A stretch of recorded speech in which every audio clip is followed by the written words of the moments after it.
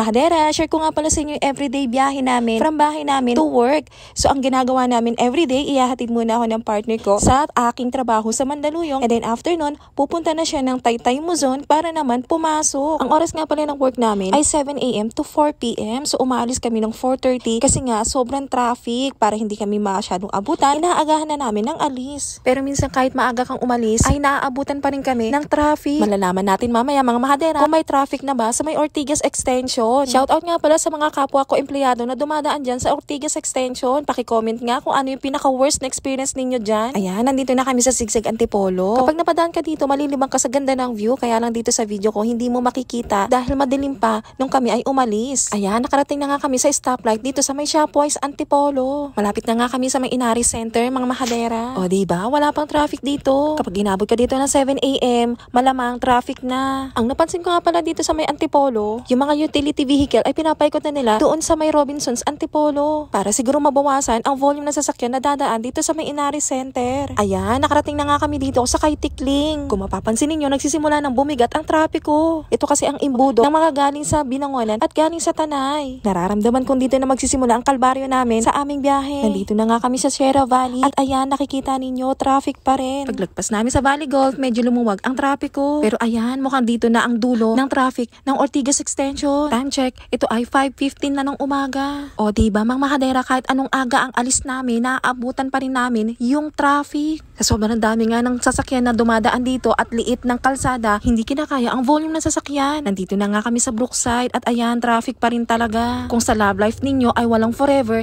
dito sa Ortigas Avenue, may forever. Sa traffic nga lang. Malapit na nga kami sa junction at ang oras ay 5:30 na ng umaga. Kung walang traffic, usually ang biyahe from Teresa to junction ay mga 30 minutes lang. Sa biyahe nga namin na ito ay inabot na kami na 1 oras. Kapag 6 ang alis mo sa bahay mo ay wag ka nang pumasok. Dahil sigurado ko aabutin ka na dito ng siyam-siyam. Ayan, nakatawid na nga kami sa junction. Pero pagdating namin dito sa may SM East, ayan naman ang bumungad sa amin. Hindi ko na nga naituloy ang pagbibideo dahil biglang bumuhos ang malakas na ulan. Sayang nga at hindi ko na ipakita sa inyo kung gaano ka-traffic simula sa Life Homes hanggang sa Rosario. Nandito na nga kami sa may Julia Vargas at kung nakikita ninyo, sobrang luwag ng kalsada. Kung araw-araw ba naman sa biyahe mo ay ganito, napakasarap naman talagang tingnan. Ito ang araw-araw namin na biyahe simula bahay hanggang sa aming trabaho. Ganito ang sakripisyo ng bawat empleyado para kumita ng kakarampot na pera. Kaya ikaw nakakandidato ngayon sa eleksyon, isipin mo naman ang paghihirap ng bawat Pilipino. Hindi yung kakandidato ka lang para mangurapot ng pera. At kayong mga botante, huwag kayong magpabulag sa perang ibibigay sa inyo. Iboto ninyo kung sino yung karapat dapat sa pwesto.